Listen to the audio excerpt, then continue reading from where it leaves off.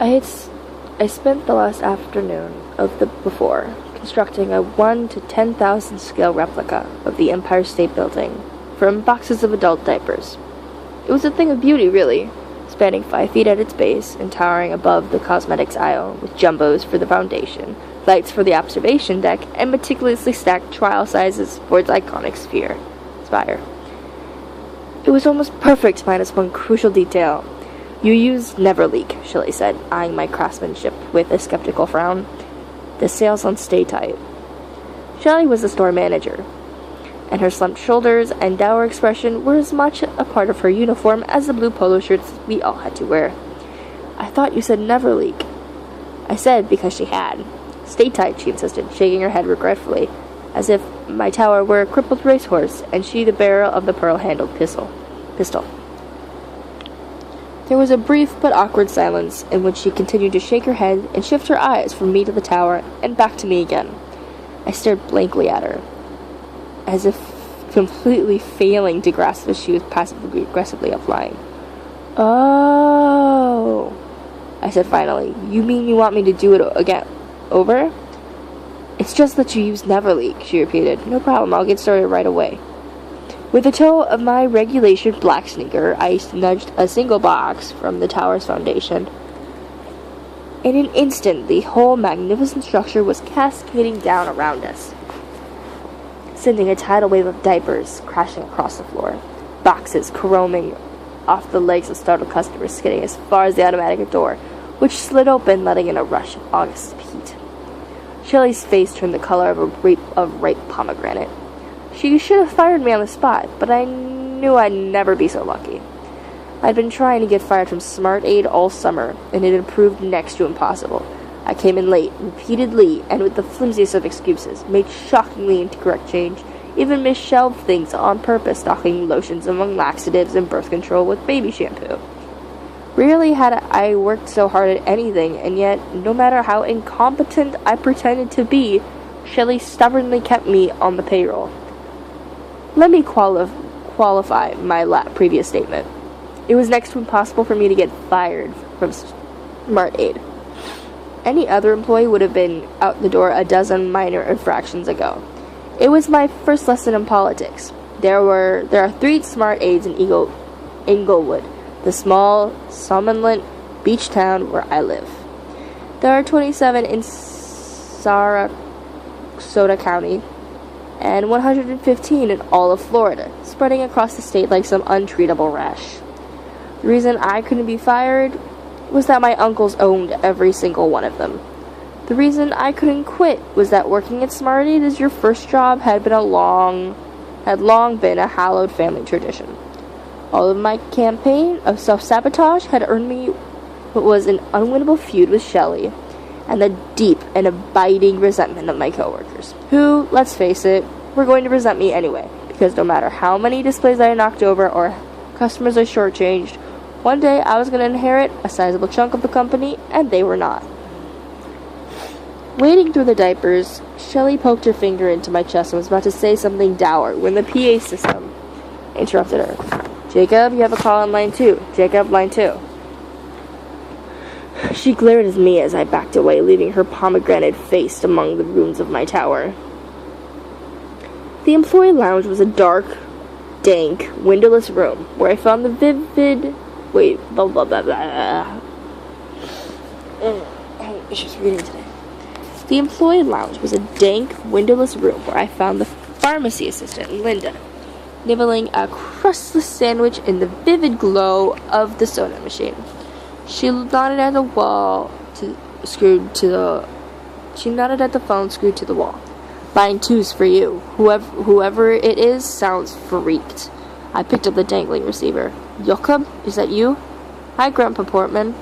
"Jacob, thank God. I need my key. Where's my key?" He sounded upset, out of breath. "What key?" "Don't play games," he snapped. "You know what key." "You probably just misplaced it. Your father put you up to this," he said. "Just tell me. He doesn't have to know." "Nobody put me up to anything." I tried to change the subject. "Did you take your pills this morning?" "They're coming for me, understand? I don't know how they found me after all these years, but they did. What am I supposed to fight them with? The goddamned butter knife?" It wasn't the first time I'd heard him talk like this. My grandfather was getting old, and frankly, he was starting to lose it.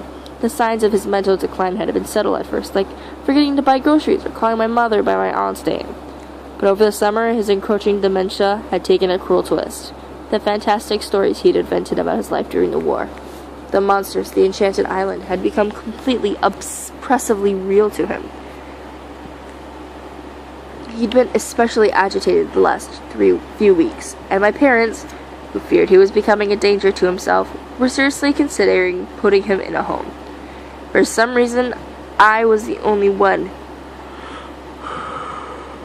I'm sorry, baby. We received these apocalyptic phone calls from him. As usual, I did my best to calm him down. You're safe. Everything's fine. I'll bring over a video for us to watch later. How's that sound? No, stay where you are. It's not safe here. Grandpa, the monsters aren't coming for you. Grandpa, the monsters are coming for you. You killed them all in the war, remember? I turned to face the wall, trying to hide my end of this bizarre conversation from Linda, who shot me curious glances while pretending to read a fashion magazine. Not all of them, he said. No, no, no. I killed a lot, sure, but there are always more. I could hear him banging around his house, opening drawers and slamming things. He was in full meltdown. You stay away, hear me? I'll be fine. Just cut out their tongues and stab them in the eyes. That's all you gotta do. If I could just find that goddamn key. The key in question opened a giant locker in Grandpa Portman's garage. Inside was a stockpile of guns and knives sufficient to arm a small militia.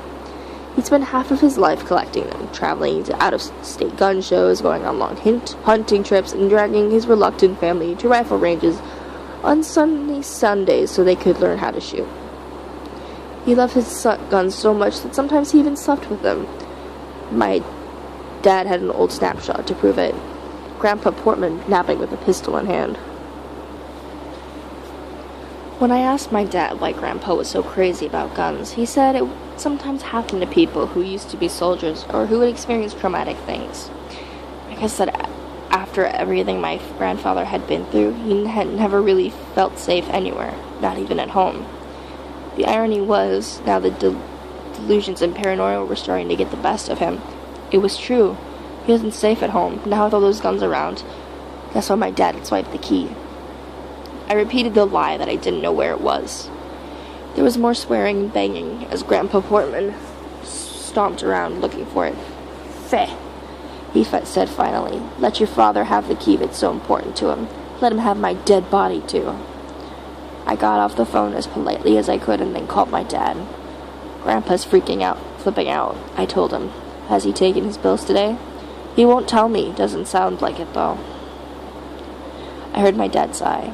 Can you stop by and make sure he's okay? I can't get off work right now. My dad volunteered part-time at the bird rescue, where he helped rehabilitate snowy egrets hit by cars and pelicans that had swallowed fishhooks. He was an amateur ornithologist and a wannabe nature writer, with a stack of unpublished manuscripts to prove it. Which are real jobs, only if you happen to be married to a wife whose family owns 115 drugstores. Of course, mine were not the realest of jobs either, and it was easy to ditch whenever I felt like it. I said I would go. Thanks, Jake. I promise we'll get all this grandpa stuff sorted out soon, okay? All this grandpa stuff. You mean put him in a home, I said. Make him someone else's problem. Mom and I haven't decided yet. Of course you have. Jacob, I can handle him, Dad, really. Maybe now that you can, but he's only gonna get worse. Fine, whatever. I hung up and called my friend Ricky for a ride. 10 minutes later, I heard the unmistakable throaty honk of his ancient Crown Victoria in the parking lot. On the way out, I broke the bad news to Shelley. Her tower of stay tie would have to wait until tomorrow. Family emergency, I explained. Right, she said. I emerged into the sticky, hot evening to find Ricky smoking on the hood of his battered car.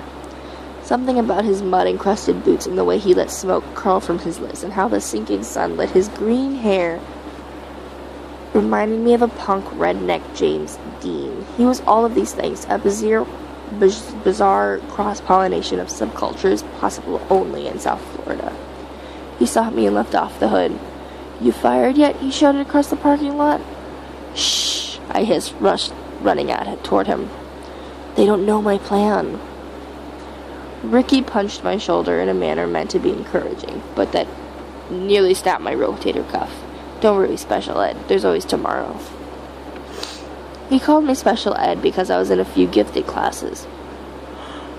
I need to stop yawning. Which were, technically speaking, part of our school's special education curriculum.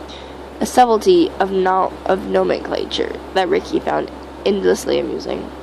That was our friendship, equal parts irritation and cooperation. The cooperation part was an unofficial brains for brawn trade agreement.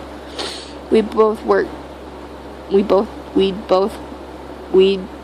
worked out in which I helped him not fail English and he helped me not get killed by the rioted out sociopaths who prowled the halls of our school.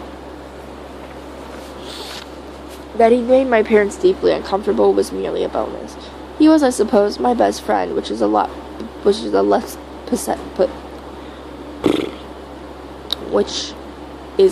pathetic way of saying he is my only friend.